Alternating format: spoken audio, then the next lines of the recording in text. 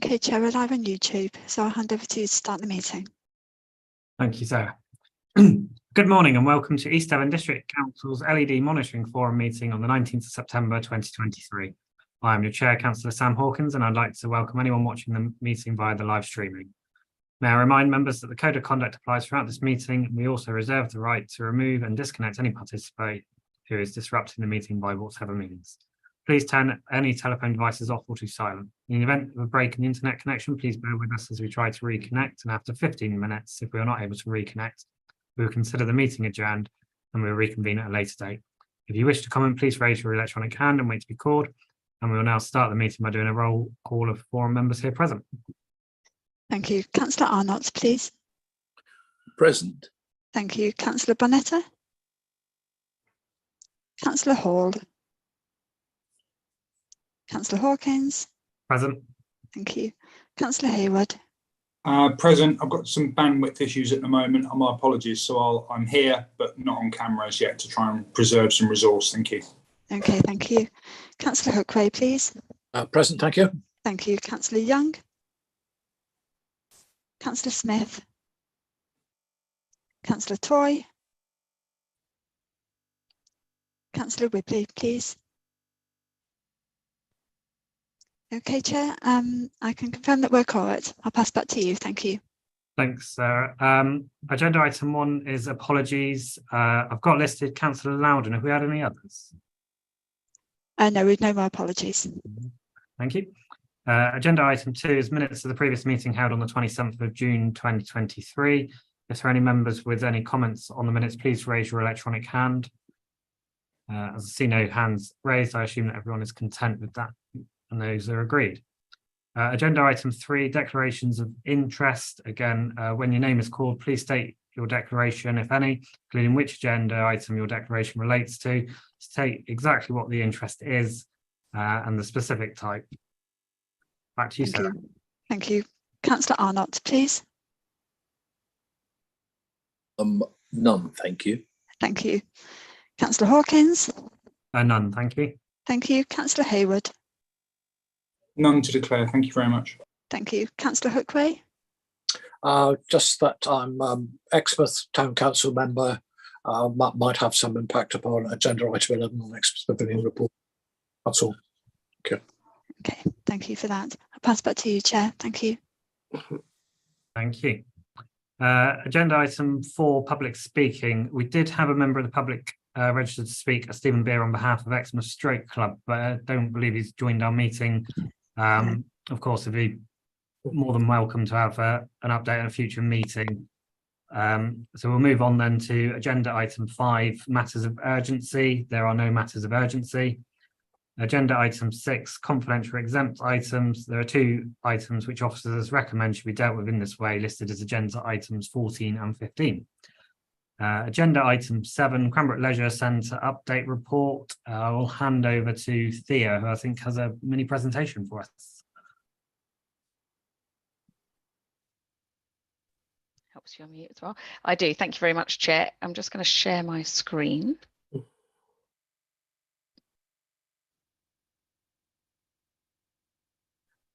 Hopefully that, can you tell me, can you all see it? Yes. Yes. Okay. Thank you very much. Yes. Good morning, everybody, and thank you for inviting us along. So I'm joined today by myself and Andy Wood, who I think is here in the meeting also. So, oh, it's not moving though. Right, there we go. Here to talk to you about Cranbrook, which I'm sure a lot of you know about, but perhaps not all of you. So just a really quick rundown. So the initial concept for the town came around in the 1990s with the outline planning permission for the first 2,900 homes granted eventually in 2010. The first residents moved in 2012, and the Cranbrook plan was then adopted in 2022, so October last year. We now have just over 3,000 people or houses occupied in the town, and a further set of live applications following the adoption of the Cranbrook plan of just shy of 4,000 homes. So the original master plan for the town looked something like this, with a This is what a lot of people know as phase 1, with the St Martin's Primary School and the neighbourhood centre with GP practice and the community building known as the Young Hayes Centre. There was a large area given for the town centre in the middle. We do have the Through School, Cranbrook Education Campus up here, and originally there was this idea of this, I can't remember what it was called, but the big cricket square that's a go here, but that's ended up overlaid over here at Ingram's. And since then, things have changed rather a lot, as we had a planning application for just shy of 600 homes in this area, which shifted the town centre so that it now adopts a position broadly like this. Just move my slides on. As I said, we've got just over 3,000 homes occupied. When I last checked, it was around 3,036. We've got resolutions to approve 3,500 homes in the expansion areas to the town. A further 1,000 houses expected from those expansion areas. And when you tot up everything that we're expecting on top of that, we're likely to end up with a town of around 3,350 homes. So that gives us a population of over 20,000 people. So the aerial photograph here that you can see was taken, I think, in July this year. And you can see that's the St Martin's Primary School in the background. This is the Through School. This is the land for the town centre, okay, and this is Ingram's, and the town council have built their pavilion on it recently. But Cranbrook is rather bucks the trend of the rest of East Devon, in fact, the rest of Devon. And this bar chart shows you the age profile of Devon towns, kindly produced for us by Devon County's Public Health Intelligence team. And you can see most towns and broadly similar to one another. Linton, Lynmouth, perhaps very few people under 15. Cranbrook, you know, almost a third of people are under 15 and only 3.4% of people are aged 65 or over. So we're very much a young town, completely bucking not just the East Devon trend, but the county trend as well. And so being a brand new town, we have an empty parcel of land to build a town centre on. Work has begun on the delivery of the supermarket, the children's nursery and the southern side of the high street. That's a commercial venture undertaken in conjunction with the consortium of developers by a company called HDD. East Devon District Council purchased the land known as TC4D here and TC4E last year. We bought that to safeguard the site so that we have the opportunity to put on it whatever facilities and services are needed for the community. The County Council will take the transfer of this land here, TC4B, and aim to put a community building with youth services, children's services and a library on it. And then East Devon District Council, we are also in the process of taking the transfer of this land here, TC2. And we will eventually then be offered this parcel of land here. It's only 1/4 hectare by the consortium developers as well. And that will be for community use. It's greyed out, but this parcel of land here, known as TC1, goes to the County Council, and they will be building an extra care facility on it. So there's a lot, we end up with about 9 acres of land in public control for various uses, including needing to put a new health and wellbeing hub on it, the leisure centre, a library, as I said, children's centre, youth centre, the extra care. There's also town council offices need to go on this land, as well as we expect a fire station. Okay. Now this aerial photo is from July this year, showing you the good progress that's been made on delivery of the supermarket, the nursery, and then the southern side of the high street. Okay, and you can roughly see broadly where that line where people walk down is. We get this land. We've bought this land already. And then between county and ourselves, we take most of this. There's a skate park being delivered by the town council up here. So there's a fair amount of land that we have to play with, if you like, and we need to ensure that we deliver the facilities and services needed to support the community. Now, in the Cranbrook plan, we did include policy for the delivery of a leisure centre, and we are expecting a financial contribution. It's just under £4 million index from 2020, which in today's money is about £4.5 million, towards the capital construction costs of that leisure centre. We're also anticipating building, as I mentioned previously, the health and wellbeing hub, and again, there's a capital contribution towards that. Neither facility is fully funded. There is a question as to whether or not we should in some way be integrating the two facilities. But I thought it was perhaps useful just to go over a few slides to show you what's being done locally in terms of the delivery, or I say locally, one's not so local, of new leisure centres and some choices that we need to make. So Andy, myself and some colleagues visited the new leisure centre in Chard. I can't remember if it was earlier this year or no, late. It was last summer. We went. They have recently opened that in the last few years. It's got a 5-lane, 25-metre pool, as you can see here, with a separate learner pool, but all in one big hall. They have a nice bright and airy health and fitness suite. They've got 2 studios, a cycle studio. They've got a cafe and soft play, and the cafe faces both the soft play and a separate cafe area. What they don't have is any sports halls included within there, but it is similar to the location for Cranbrook in that it sits on the edge of the town centre. It's walkable from that town centre. It's just down one little road. And it apparently incredibly well used. But as you can see, it wasn't a cheap facility for the local authority to build. Moving on is another one that Andy and I visited, which is in East Hampshire in Whitehill and Borden, which again, they're building a new town centre. They again have a Morrison supermarket going in, and this leisure centre sits on the edge of that area where those commercial and retail facilities are provided. It's more of a community type leisure centre in terms of costs. Wasn't as expensive to deliver as the Chard facility, but it has a 6-lane 25-metre pool, and you can note the lower ceiling heights, sort of less of a sense of light and space. Next door to it here in a slightly separate room is the separate learner pool. They have a larger gym. Again, they have 2 studios and a cycle studio, but again, no sports courts. And then the final one, which hasn't been built yet, but it has recently received planning permission, and I'm sure some of you know about it, as I understand LED are likely to be involved in it, is the leisure centre in Sherford. Smaller pool, 4-lane, 25-metre pool with a 65-station gym, but they do have the 4-court sports hall with half of it having soft play potential. This facility is, as I understand it, largely funded by the developers of the town under the existing planning Section 106 agreement. Now, we won't have that luxury. Like I've said, we will get a contribution of £4 million indexed towards it. And so we will have a capital shortfall for the delivery of it. If I just end my slideshow, how do I stop sharing? Here, there we go. Has that stopped? Yeah.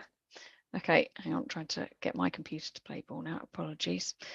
So as we set out in the report, we've got some sort of key choices to be made and our next steps. So we are working at the moment on a community consultation. We've got some consultants involved to design a community consultation, and the expectation is that we go out and consult the community in the autumn of this year about the wider town centre, but it will include a conversation around our leisure centre and what the community would like to see delivered and how and when. We will then need to finalise the town centre master plan to include a decision to be made upon that relationship between the health and wellbeing hub, and then move on to establish governance and setting up project teams, and then exploring grant funding opportunities and how we will close that capital funding gap. Andy, have I missed anything? No, if not, I'll hand back to you, Chair. Thank you. I think that covers it. Thank you. Thanks, Thea. Just at the moment, I think crudely we're looking at a £6 million shortfall on today's sums plus inflation and whatever. I know you obviously touched on Sherford being funded through 106. The other two examples you gave, do you know how they were funded? Andy, can you recall? Chard was a decision made by the council, as I understand it. It wasn't Section 106 funded. It's part of a wider regeneration scheme around the immediate area.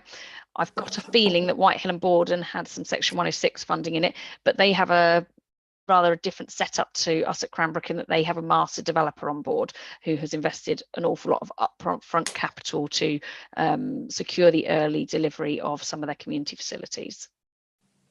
We can go back and check with them though. Thanks. And obviously, to plug the gap, there's different options. One of them could be grant funding. Are there grants that exist that fund up to 6 million or 60% of cost? No, I think it's fair to say that our expectations are that if we are able to secure some grant funding, it will be a contribution towards closing the gap, and we will need to one of our, the things that we will need to look at as part of a project team will be how can we fund it, and it might be that we need to corporately look at prudential borrowing or other means of drawing down funds. Thanks. And in terms of debt, then would that be financed through sort of revenues or profits of the centre itself? Is that how that model would look? I think that it's fair to say that needs to be established. We're not that far down this project as yet, but we do know that there is a large funding shortfall. You talked about it being 6 million. I'd suggest it's probably obviously indexed, but even then I think that might be tight given how inflation's gone. At the time, it was about accurate based upon the costings that were published by Sport England, but I think it's probably gone upwards since then. So we're on a timescale. Do we know what a timescale is on this as a overall project? And that's obviously, I know you can't say it'll be this certain date, but are we in the 5 to 10 years, 10 to 15? No, I'd hope that we're well within the 5 to 10 is our hope, but pending closing that funding gap off. Now, have we got like a roadmap for that 5 to 10 years, just so we know what steps we need to make? Because I'm just tying this back to the overall leisure strategy. This is probably the biggest ticket item and risk. Yeah. So that's part of our next step. So the next step is to undertake that community consultation, and then as part of the finalising of the town centre master plan, that will then work out how the relationship with the health and wellbeing hub will be, and then we can look at programme timescales from then. We need to establish what it is as a whole. Thanks. I'll probably had my turn, so I'll hand over to Councillor Barlow, please. Thank you. Just a couple of questions. First of all, could you give us the costs of Chard, Whitehall and Sherford, or approximate costs of those? And can you confirm they're all carbon neutral? Andy, can you recall any of the costs of all of them? I think for Chard, it was somewhere in the region of 12 or 13 million from memory, but I'd need to go back and check on that. I don't think that Chard was carbon neutral, but I could be wrong on that as well. Again, we can probably... It was BREEAM Excellent, was Chard. It was set as BREEAM Excellent, and they had their very fancy, can't remember what it was called. Yes. They had the CHP and they had the special filtration system that they were elated with, if you recall. A hydrolyzer or something. Hydrolyzer, that was it, yeah. So I think they're just to touch up on a couple of aspects of the Cranbrook credential. So it sits within the town centre, which is also part of the enterprise zone designation. So that does give us a further aspect around funding potentially in terms of business rate income. The other aspect is that it sits on the district heating network potentially. Obviously, we have a significant proposal to decarbonise the district heating network, and this would potentially enable a good supply or bulk supply of low carbon heat that would obviously benefit the swimming pool dimension in particular. Thank you. Thanks both. Peter, I know your hand popped up during that. Was that to add to that point, or? Just to say that I've been fully involved with the Sherford project from start to final design and planning application as the potential operator, and the cost before it went to planning was 12.5 million. It will have solar panels. It'll have source heat pumps, not gas boilers, but I haven't seen the calculation as to whether that reduces it to carbon neutral, but it will certainly be as lower carbon footprint as I think is possible within that cost frame. Thanks for that background. That's helpful. Councillor Exon, please. Thank you, Chair. I was going to ask a similar question to Councillor Barlow. My other question is how the running costs compare of the existing facilities of the other two and what they anticipate for Sherford. Anybody? Andy, you got any answers? I think that one of the key points we took from visiting Chard and Whitehill Borden was that a key design principle was for the makeup of those centres to be revenue positive. There was always going to be a cost for the swimming pool, but a reasonably large gym.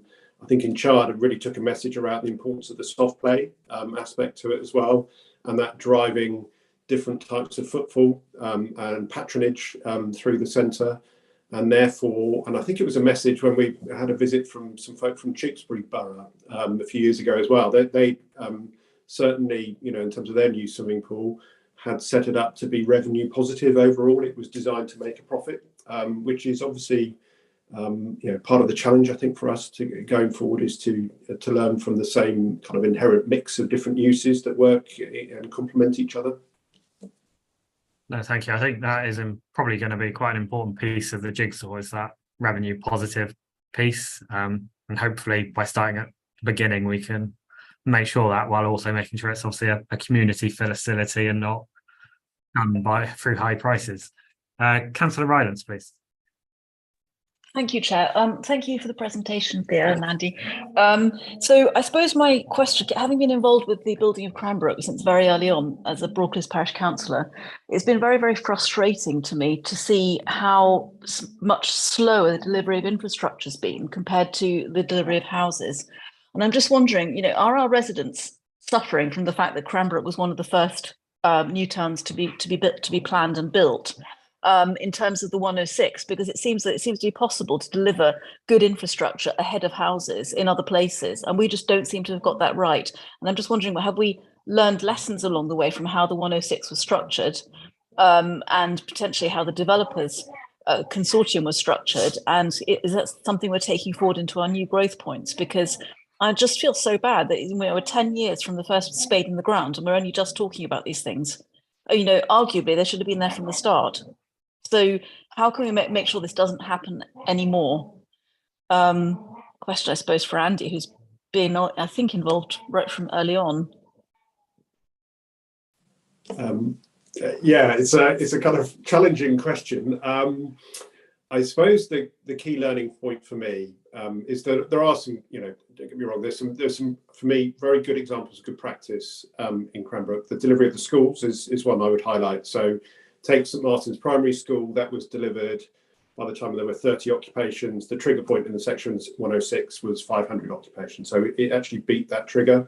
And that was because there was forward funding made available, loan funding essentially from the Homes and Communities Agency, now as Homes England, that was enabled the kind of cash flow issue to be solved essentially. So you could forward fund that critical piece of infrastructure and then recoup it on a roof tax basis as the homes came forward and were built and sold. And so we have, I think, tried to recreate that model going forward. There was further forward funding that brought forward the education campus. There's also a commitment in principle for the district council to set up an equivalent revolving infrastructure fund as well. And it may be that that type of fund helps us to, you know, bridge the gap between certain kind of cocktails of funding coming together. Theo mentioned the 4 million or 4.5 million from Section 106. There will be a cost gap, obviously, and we'll need to think about how we can access different forms of, you know, capital programs like from Sport England to bring that cocktail together, which is a challenge. I think going forward as well, obviously within the local plan is a second new town. How do we learn the lessons? And a key part for that is work that's currently being commissioned is around developing the business case for a delivery vehicle from the very outset that provides that real focus on turning, if you like, a vision and plans into practical delivery. How do we sort out all the financing, all those things that perhaps sit that one stage beyond the kind of planning process? and how do we kind of be laser focused on those things alongside the wider passage of determining planning applications as well. So I think there is a lot of learning. There is definitely some good practice as well, I think, just to reassure members, particularly around the schools. But I think there's some bits, particularly around revolving infrastructure funds and how we learn the lessons going forward that are also being applied. Thanks, Andy. Councillor Arnott. Thanks, Chair. First of all, just to thank Thea, genuinely, that was a great presentation. It's everybody knows bits of it, but I think that's the best single encapsulation of the history of Cranbrook in about 6 or 7 minutes I've ever seen. It's really, really important that all members try and understand that. I think what Ellen has said is valid as well.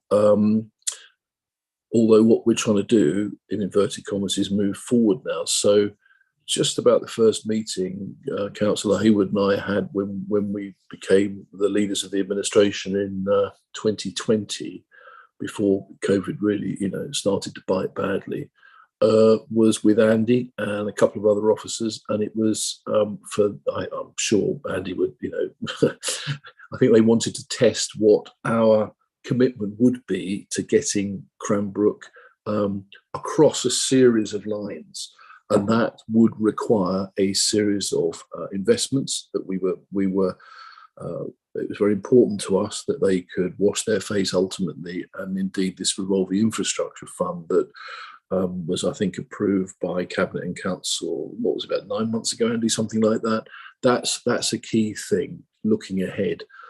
So although mistakes were made back along, as people say, I do genuinely believe that the council corporately has learnt from those, and ironically is in a really good position in terms of future build out of other new settlements around Cranbrook.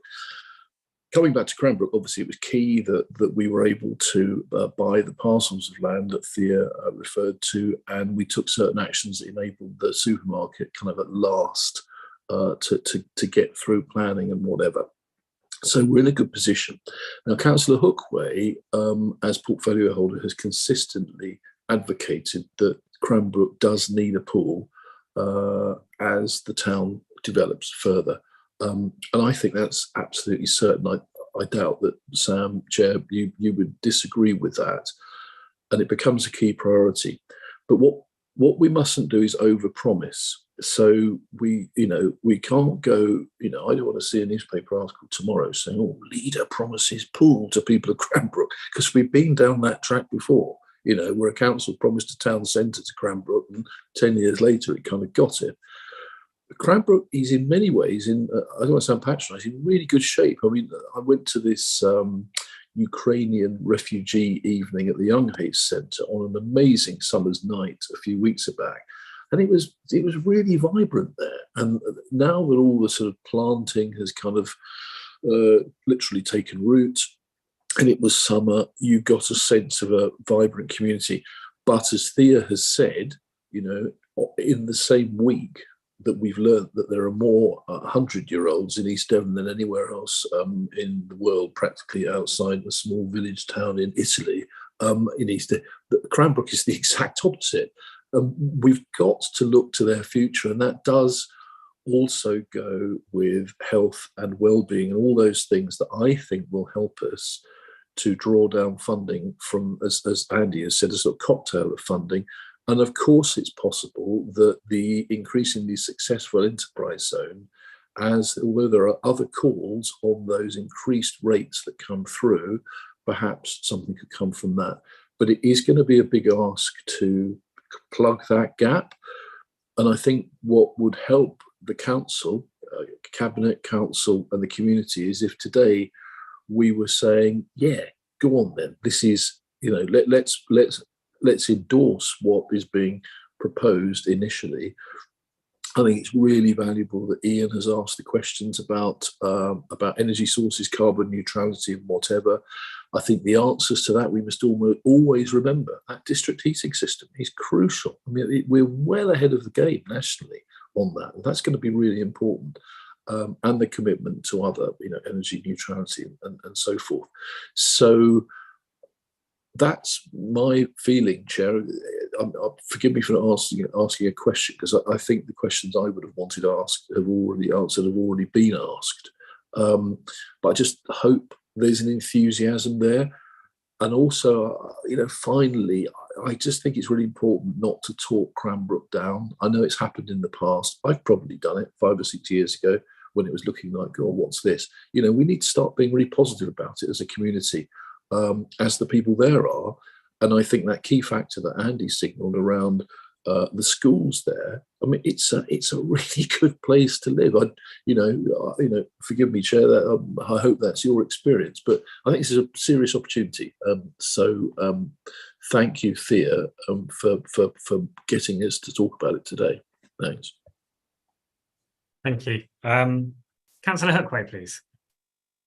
Thank you, Chair. Thank you also to Thea for a really excellent report, and thanks also to Councillor Arnott for stealing most of my thunder. But I'll be relatively brief and stick really to probably what is best considered to be an overview. The leisure strategy, which we have introduced, has clearly identified the need for a pool in Cranbrook, and I sincerely hope that people do support that through the consultation. It's absolutely critical. I think it's also very important that as a district we are thinking about building a new pool, because lots of places they are closing pools. And I think that's something that we just need to stop and think about. We are actually thinking about building a new pool for a community that actually absolutely needs one, and therefore it has my 100% support. I absolutely also agree with the layout and the suggestions. I have no feeling either way whether it has a wellbeing hub or not. That is up to the community and for officers to recommend that. But the really important point is about the being revenue positive. I'm very pleased to see that it has a rectangular pool, because that's really important for generating a revenue, not just for young people, not just for young families, but for all those who wish, of all age groups who wish to swim. The rectangular pool is the right way to go. You don't want any sort of fun-shaped pools. They don't make revenue at all.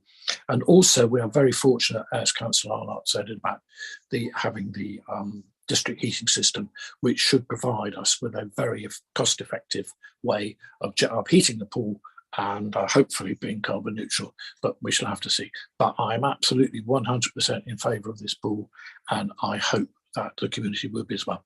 Thank you, Chair. Excellent, thank you. Finally, Councillor Rickson, please. Thank you, Chair, for letting me come back. The other thing I would mention is we've been talking about energy efficiency. I think we can also learn too from the science part, because the presentation we had there by Sally Basker highlighted that although it's not passive house standard in the offices they've built there, they are in fact very energy efficient, and they use other techniques such as brise soleil, which keeps the offices cool even in the height of a really sort of very warm summer. Excellent, thank you. Yeah, I think generally there seems to be support, given what we've heard from Councillor Hookway and Arnott, and I do think, obviously, maybe I'm a bit biased, but there is a real opportunity here that we need to move forward. I am a big believer in what gets measured happens, so it'd be good. I guess when would be an appropriate bit maybe to have a bit more of an update? Obviously, if you're looking at saying having a public consultation in the autumn coming into winter, is sort of a Q1 24 a sensible opportunity, just because then I guess the results can be early churned, even if it's not full blown discovered by then. Andy?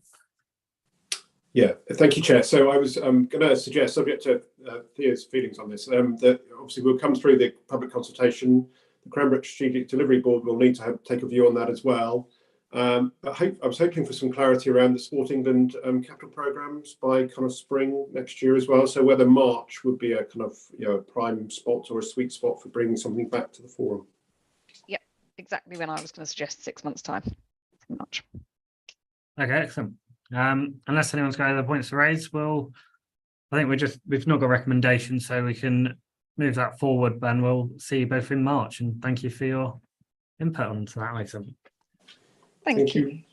Oh, Rachel, you've just popped your hand up. Yeah, sorry, I was just on that last point about capital funding, Councillor Hawkins.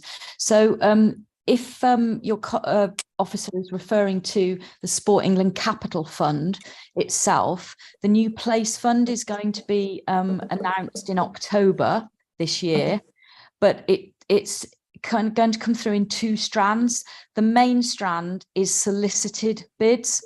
So they are focusing on a small number of places across the country. They will inevitably be linked to significant levels of deprivation, etc. But that list hasn't yet been published.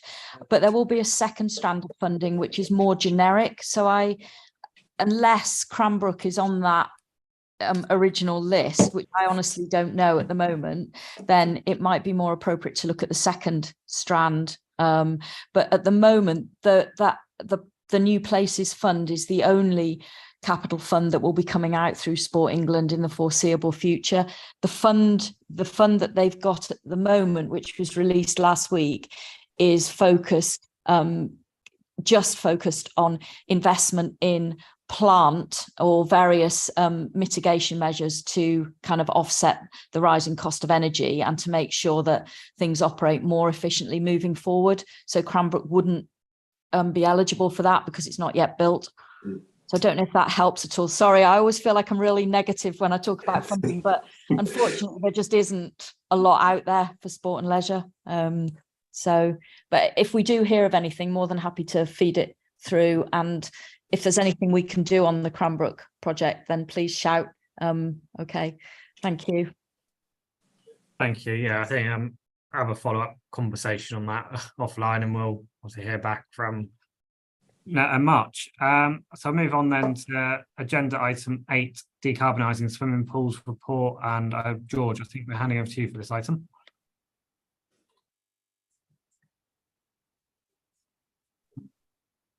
Or Tim. Thank you, Chair, and good morning all.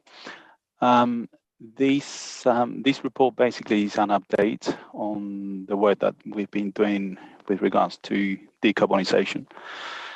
Even the report is quite small, quite brief. It contains quite a lot of information there. I put links to the different documents that basically form this report. I hope you've all had a chance to read it and to go through it. There is very important points over there. Particularly, I want to kind of get your attention to the risks associated with this work, which are considerable. And if you have any questions, I will be more than happy to answer them. Thank you.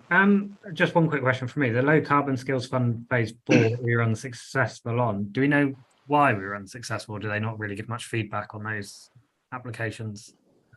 They don't really give feedback. Fine.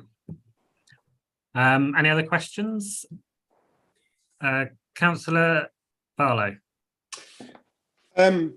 Yes, so realistically, is this money well spent?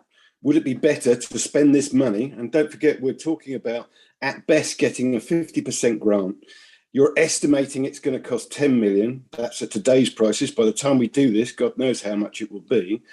So would it not be better to put that money and build the new swimming pool that we can connect to something in Cranbrook, that would then actually enable them to have the swimming pool, would be or likely to be carbon neutral because of the heating element, which is the main reason, obviously, that we use a lot of carbon in our pools. And should we look at our other pools in 5 or 10 years' time, when the technology has got better, and not being funny, there'll be a lot more surveyors out there, because everyone will start looking at this. They can all make money at doing this sort of thing. There will be more surveyors available, and we can get the job done cheaper. Thanks. Councillor Hurtworth, so your hands pop up there. Are you coming on those points, just aware that it is your area? And Yes, if so, feel free to comment. Yes, first of all, I think it's very difficult and very risky to predict what's going to be available in the future in terms of surveyors, and so we have no idea about that. We have to be, I think, very careful really in what we say about existing pools and this business. I know we talked about this yesterday, the BSCAP meeting. We are very fortunate and we have kept our pools open. Now that fortune comes from the fact that they have been very well managed by LED, and we must say thank you to LED for have done a good job there. And we've also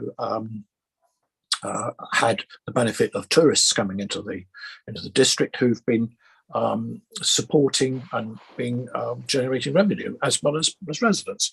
So we have kept those pools open, and that is a really significant achievement because lots of other places have closed pools. Over 1,000 pools have gone since 2010. So we need to be very careful about talking about closing pools.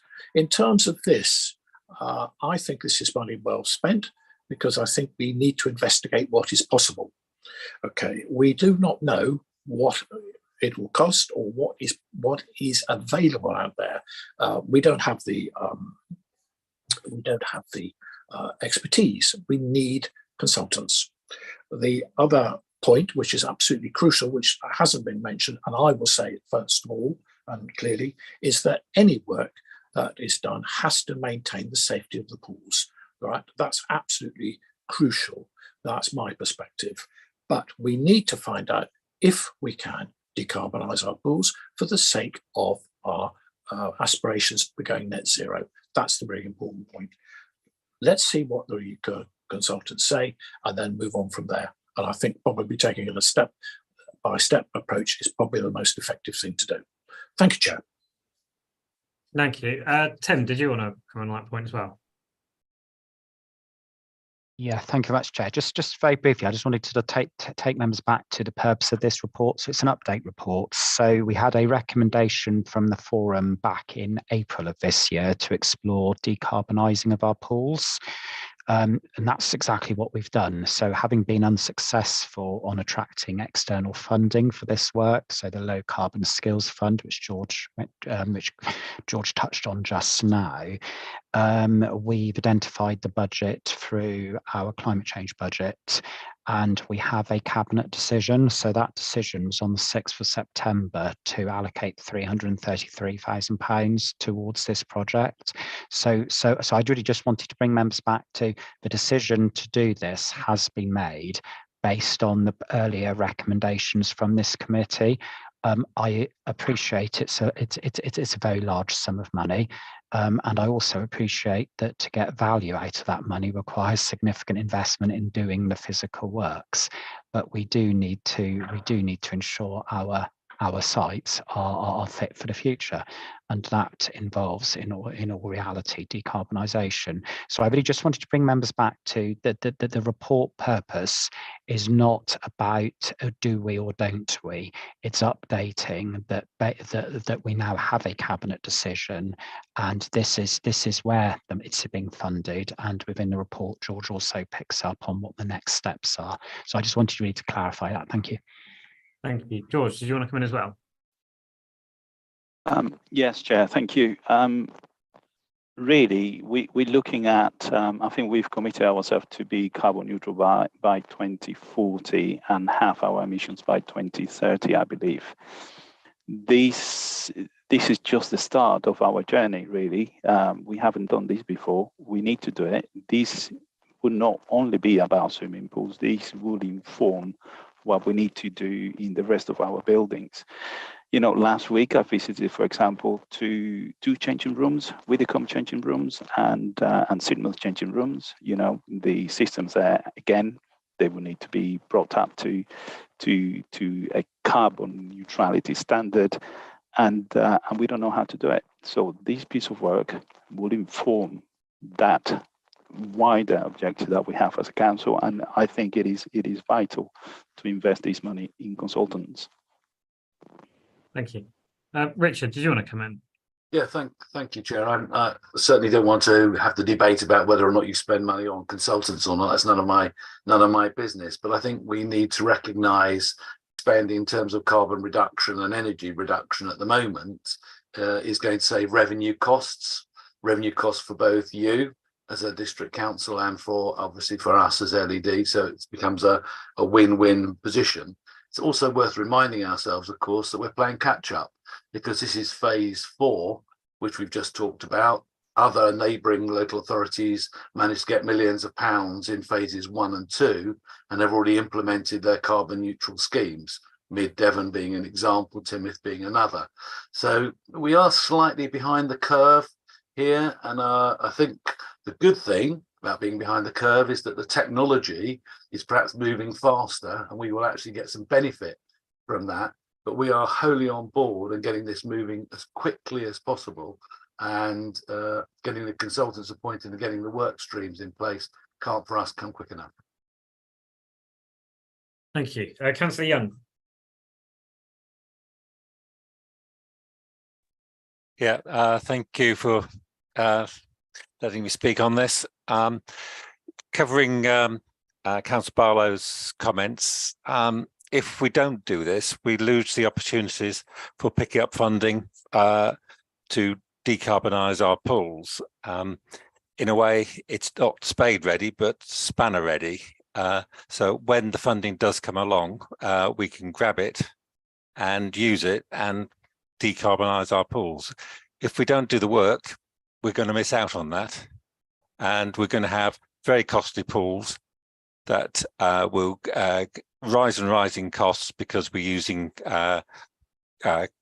carbon wasting energy, which is going to be heavily taxed into the future.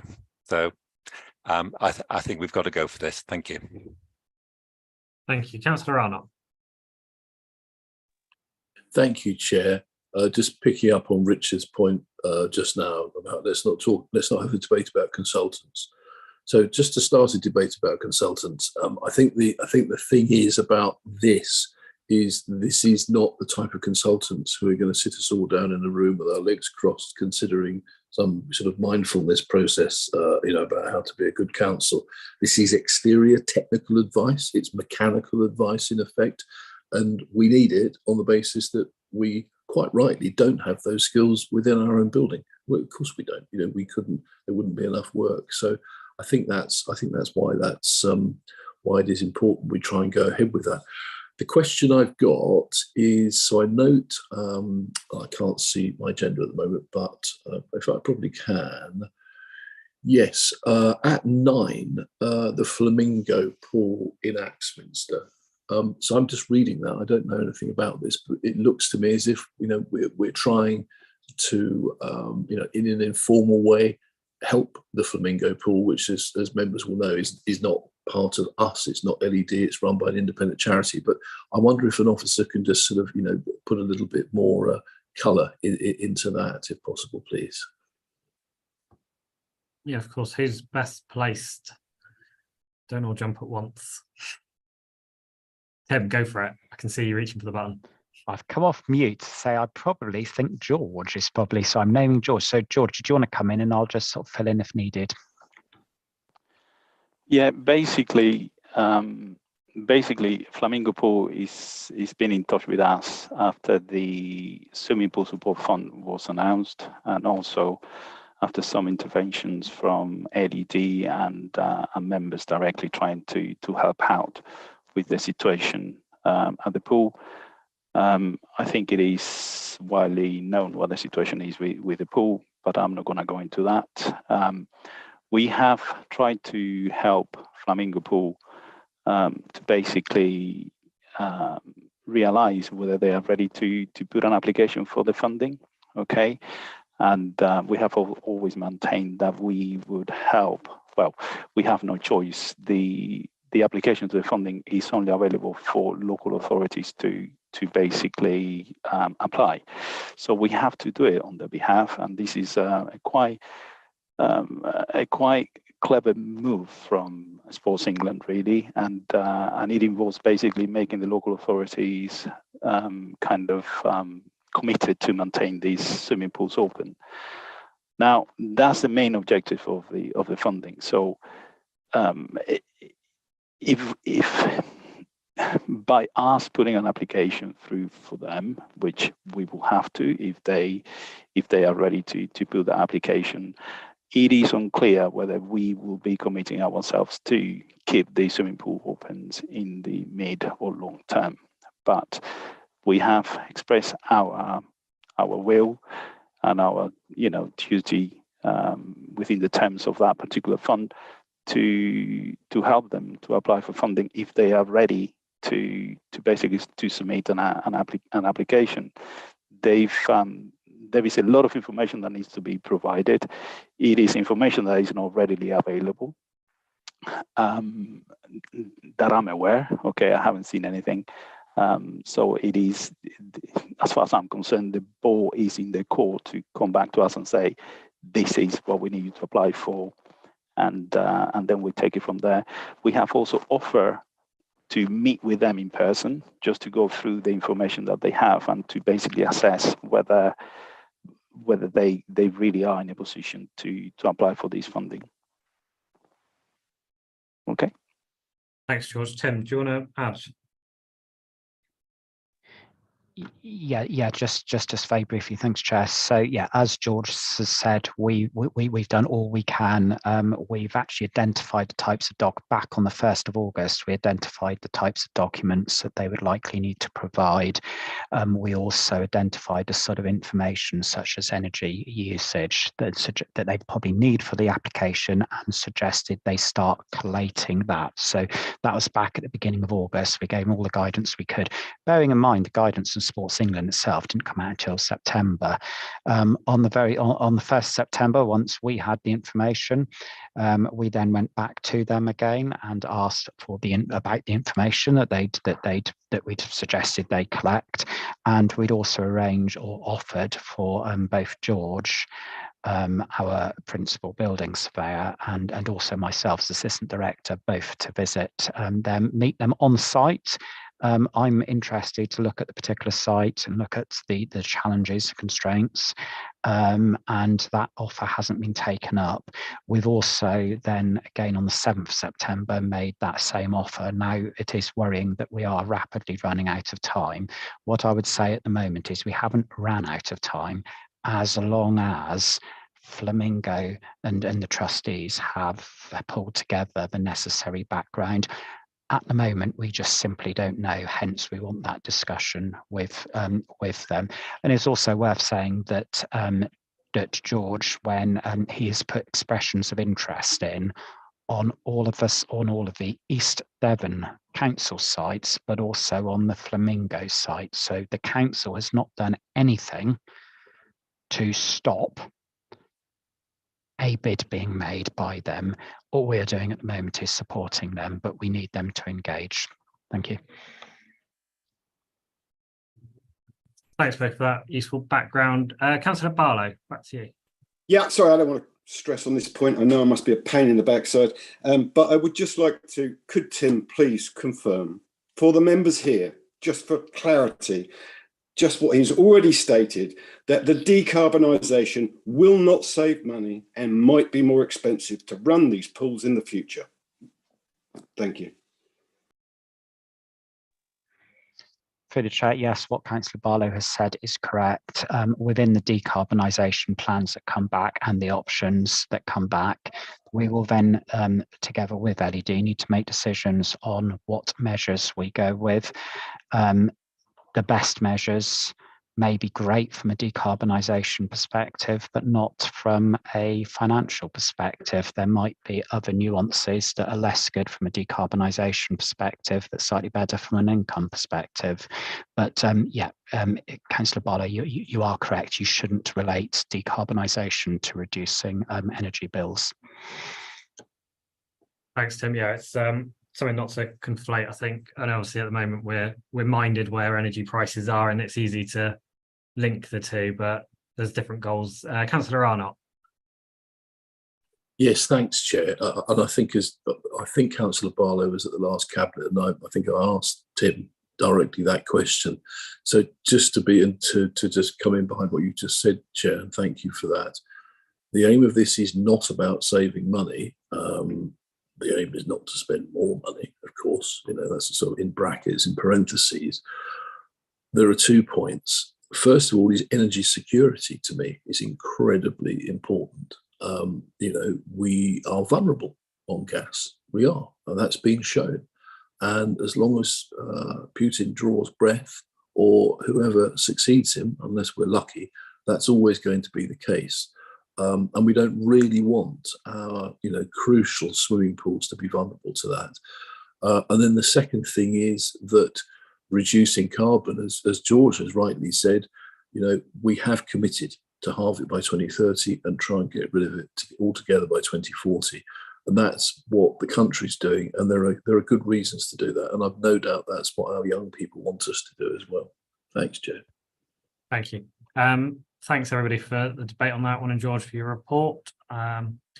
We'll move on then to the following item, which is agenda item 9, LED facilities and activities report. Andrew, I think I'm handing over to you for this one.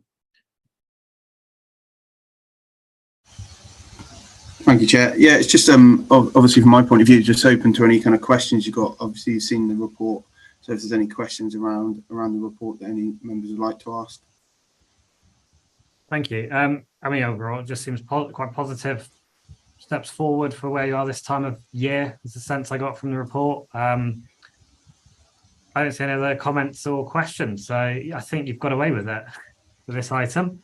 I'll just say thank you for the update in that area, and we'll move on to agenda item 10, which is the LED community engagement report. Lottie, over to you, please. Thank you, Chair. Yes, so the report's been submitted alongside an additional report around our schools project work. So similar, really. If you've got any questions or anything you'd like me to answer, then please fire away. Thank you. I just wonder about the schoolwork. You seem to be doing a lot of work in that area. Is that something that's now sort of seen nationwide, or is that sort of an LED key focus that you guys have concentrated on? Yeah, yes, it's more of a, which I speak for us, our focus project work for the district. It's something I delivered as part of a funding pot quite a few years ago called Satellite Clubs. So that was just for community college work. Again, working with disengaged students, so the ones that shy away from mainstream sports for all kinds of reasons. When we came back from COVID, we had a bit of underspend on that, so we decided to dip our toe in the water, and then it became apparent that there was also a need for primary school children suffering with anxiety due to homeschooling and all sorts of reasons about making the transition up to secondary school. So we linked with a charity called Heads Up, who I previously worked with on the other satellite clubs, and it kind of just snowballed from there, really. But it's really to the team. So Jane leads on that with our fabulous instructors who go into the schools, and I must admit it's just expanded, and it's just had a really great outcome for the students, for their mental health. So we tried to go through different leads rather than just your P department, because obviously we're trying to target the ones who aren't physically active and give them an offer for something that they'd like to do to try and build a lifelong love of physical activity, change some behaviours. So we go through SEN and pastoral leads and pupil premium. So all sorts of avenues, really, just to really handpick the students that will benefit. Great, thank you for that. Didn't see any other comments or queries, so thank you for your report, Lottie. And we'll move on then to agenda item 11, Exmouth Pavilion report. Jeanette, that's with you.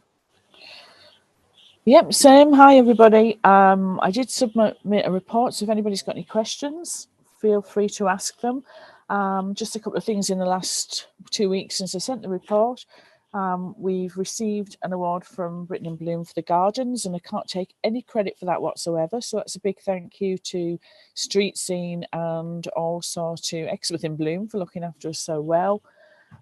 We've also finalists in the Chamber of Commerce Business Awards, and we're just starting a programme of workshops that Lottie introduced Age UK to us for. So yeah, lots of community stuff going on here at the moment. But if anybody's got any questions about my report, feel free to ask them. Thank you. Peter. Yeah, sorry to throw a bit of a pebble in the pond, but I just do need to pick up on one of the issues that Jeanette has raised, and that is that nearly 2 years ago now, the funding was made available to do some very major repair works, health and safety works, and they are scheduled for January and February. And we're just getting concerned that those haven't been locked in. We've cancelled all of our events in January and February, so that's a loss of income of about £80,000. because the pavilion takes a revenue of about £10,000 a week. And it is becoming a bit of a concern that if we don't get some work scheduled, we're going to have a 2-week closure, which we cannot now avoid. All those bookings have been cancelled, or some of our other bookings have gone elsewhere. So I just wanted to flag that so members are aware that we do have this 2-month closure scheduled in January and February, and that will seriously impact on the revenue for the pavilion. And let's hope that we will see some meaningful activity during that period, because what we don't want is to see any of those works carry forward into 25, 26, and then see a further closure and further loss of revenue, which will impact on our revenue claim, subsidy claim to the council. So I just need to make members aware of that, and sorry to be a little bit negative, Chair, but I think it's a fairly major issue for us at LED we are getting concerned about. Thanks, Peter. George, I saw your hand pop up. Yeah, I was going to say, because we are working basically on delivering the works that we have identified. Okay, the works are not straightforward. Okay, there is a lot of gear there that needs to be removed and then put back on. We have structural works to be done. We have a really large stage curtain, which is a fire curtain as well, which is full of asbestos as well, that we need to deal with. There is a sea of complexities and complications that we have with that project at the moment. We're still hoping, okay, to do a great deal of the work during the time that we're going to be closed between January and February. Not all the work is going to be done during January and February because of the nature of it. And going forward, we will be able to provide an update in that respect as to when the work will be done and what will be the best time to do it as well. Okay, so just to reassure everyone, we are working on that project. We are on the detailed design stages of that. Okay, we have a schedule of works that is being put together at the moment, and that's going to be going out to tender, and we're going to do a great deal of work during January and February, and that is the plan anyway. Okay. Thank you. Councillor Barlow, please. Sorry, obviously I'm new to this. I just wanted to know, obviously for LED, they have to plan a long way ahead for when this sort of thing. So I presume they would have talked to the people who were doing the work or planned to do the work a long way ahead as well. I presume you're talking almost a year ahead when you're booking something like the pavilion down in Exmouth. So have we been working on this? I'm very concerned when you suddenly say we've got to quote for work or get works quoted for at this late stage, because anything, especially specialist operators and general builders at the moment, if you're not looking at least 6 months ahead, if not for specialists, I would have thought probably a year ahead, you will not get them. So is this a failure of communication, or is this just someone deciding they're going to shut up and hoping the work is going to be done? George, you might be able to give a more concise answer than I can, so I'll leave you. Hang on. I don't think this is a failure of communication. This is just the nature of the works. We have to revise the designs that we originally had for twice now. Okay, so it is the complexity of the works and how we're gonna do it. Okay, I've been there personally several times to speak to the structural engineer and also to liaise with the the stage manager over there as well, to have his feedback as well in terms of what we're doing, how that is going to impact the actual running of the shows and the stage and so on. So it is the complexity of the work. Yes, things could have gone a lot swifter and quicker, but they haven't. Okay. Thanks, George. Don't see any other hands up on this matter. So, Jeanette, thank you for your report and your time today. We'll move on then to agenda item 12, LED KPI dashboard. Andrew, I don't know if you've got anything to add to it. I guess my only initial observation is it's a bit more red than it normally is, but I don't know if that's more reflects the time of year than it does in the sense of normal peaks and troughs. Yeah, I don't have anything more to add with it, but yeah, it was seasonal trends with this as well. Great, thank you. Don't see any other hands on that matter, so I think we can quickly move on then to agenda item 13, leisure strategy delivery plan update. Charlie, over to you, please. Thanks, Chair. Main area of progress since the last meeting has been the reworking of the management fee agreement, which members agreed should be reviewed in light of the impacts of COVID. That's on pages 34 and 36, sections 2 and 3 in report pack. This is to reduce the original 5-year agreement to a more controllable rolling 2-year arrangement for a variety of reasons. We're going to be discussing this more in more detail in Part B, Chair, due to the confidentiality of a couple of items highlighted in the draft document. One other I just want to flag, and big thank you to the LED outreach team. It's been a successful completion of year 1 of the Shared Prosperity Fund, the leisure programme. And thank you to Andrew and Lottie for filling in a rather detailed evaluation form for our economic development team, along with all the other council programmes to provide the evidence of the successful completion of year 1 targets and their impacts. I think it's fair to say it's been a very successful programme, both for the leisure programme, and I can also speak with another hat with our cultural programme as well. So the Shared Prosperity funding has been very impactful. However, as I said, Chair, we'll be discussing the management fee arrangements in Part B and a welcome to Rachel Sutcliffe from Strategic Leisure, who's been leading the work. That's all I have to say on this item. Thank you, Chair. No, thank you, Charlie. And thank you for keeping it updated as an item on our report, because it's really helpful. There's a lot obviously in our strategy to see how it moves forward and the progress being made. And it looks like we've got it as a standing item until 2027, so it'll keep everybody, I'm sure, very busy.